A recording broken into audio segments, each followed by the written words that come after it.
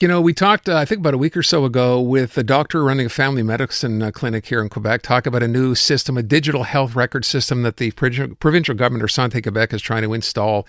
And it's turned out to be a huge problem. In fact, it's less effective than it used to be before. It requires a human interface. Well, the Jewish General Hospital decided, you know what, they're not going to wait for this thing to roll out to hospitals. In fact, they're going to go ahead and basically come up with their own. So what did? They did. They didn't ask for any money from the government. They raised it through donations through their foundation. And now $100 million later, which is a quarter of what the provincial system apparently is going to cost, they got theirs running. I spoke to Bram Freedman, who's president and CEO of their the Jewish General Hospital Foundation, and began by asking, why did they choose to do that and get their own instead of waiting for the one the provincial government is rolling out? I think at the Jewish General Hospital and at the foundation, which I had the privilege to lead, we really look at innovation and how we can make the system better for the patients. So that's built into the spirit, the entrepreneurial spirit, we like to call it at the Jewish General Hospital. And a number of years ago, the hospital came to us at the foundation and said, we have a desperate need. We need a next-generation electronic health record, and we would like the Foundation's help in making that a reality. So we listened carefully, and we were very excited to hear about it. And we like to say, Aaron, the government gives us enough money to be a good hospital, but to be an excellent hospital, we really rely on private support and private philanthropy. So we were keen to hear about it and dove right in with the hospital. So I want to point out when I said as well at the beginning, amazingly enough, it's costing you, the Jewish, less money than it will the government. So I think the initial projection from the government for their updated system was somewhere in the neighborhood of $250 million. It's now ballooned to over $400 million. How much is your program going to cost? So I can only speak, of course, to the innovation project that we're doing here at the Jewish General Hospital. What I can say is we have a digital health program that has three parts to it: the connected health record that I just talked about, a command center, which is all about how to get patients through the hospital system more quickly, and a virtual care program, so a hospital at home program. And those three projects together, we're raising $100 million for those three projects together. So that's a far cry from $400 million. And by the way, that program's not even done yet. It may end up costing even more. I guess my question is, how did you manage to pull this off? And was the government aware of this as you were doing it? Did they see what you were doing and think maybe, you have a better solution than they did? So certainly the Jewish General Hospital has kept the government and Santé Québec aware of the project all along. It's what's known as an innovation project. So we're piloting it here. And I think I saw a statement from a government official saying that they're watching our results and looking forward to seeing the results of our project. Well, let me ask you again, if you can just spell out, what is this project going to do? What will it accomplish? And how will it make things better or faster, if you will? Yeah, absolutely, because it's all about making it better, faster, and more efficient for the patient. So what we're talking about is replacing 7 or 8 computer systems that the healthcare professionals have to navigate through with one system. So one system that will make it easier, quicker, more efficient for the healthcare professionals and therefore for the patients. So I'll give you 2 quick examples. 2 modules have been rolled out so far.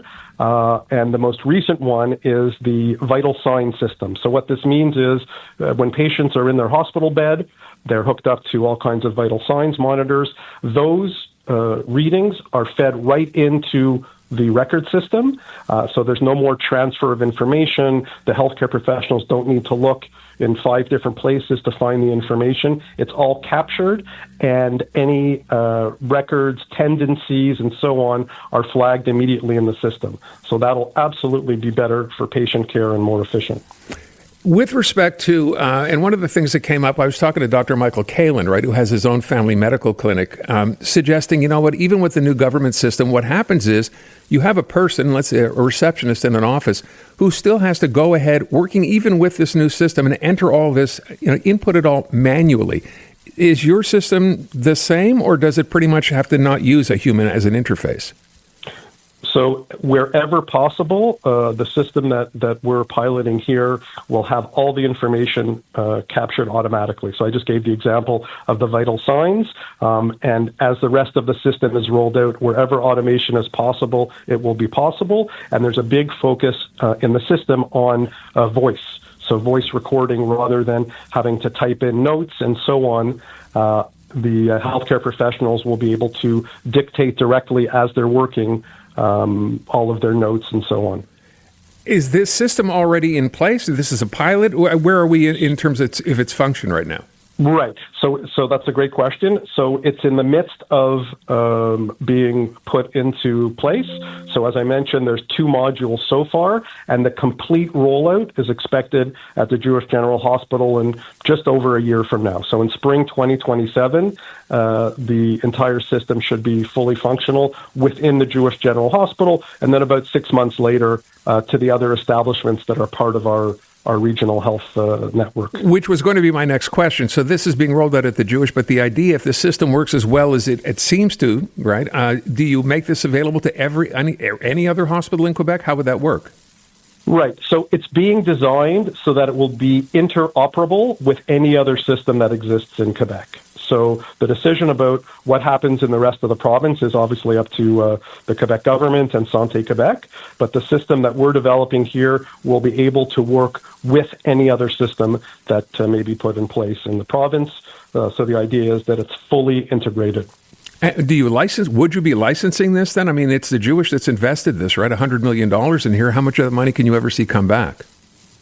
Right. So those are all kinds of business conversations that are still pending. So not prepared to talk about that right now. But our view, Aaron, always has been here. We innovate, we pilot projects, and we're always happy to share our information and our experience and our learnings with anybody else in the healthcare system. And in fact, we've had a number of visits from other hospitals, both within Quebec and outside of Quebec, to take a look at the system that we're working on. Bram, just as a final question, so does this preclude you from using whatever system the government ends up introducing, this major addition they're doing now, or do you integrate that into this?